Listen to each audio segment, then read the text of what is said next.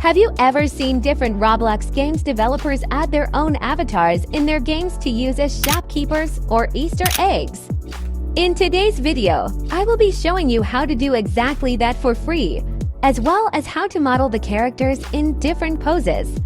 The first thing you are going to want to do is head over to the toolbox and select plugins. Then search Upload Characters Lite and install this free plugins by the user already pro. To use it, click Plugins on the top of Roblox Studio and click the plugin we just installed. Enter the desired player's username, select the spawn location, and decide between R6 and R15. For this example, we will use R6 because it is easier to model due to it having less parts. Navigate to the Explorer and find the model you just inserted.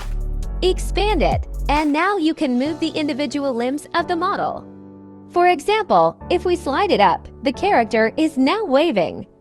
Make sure to hold down Shift to be able to rotate and move the limbs more smoothly. Like and subscribe if this helped you, and comment if you want a tutorial for making any specific poses.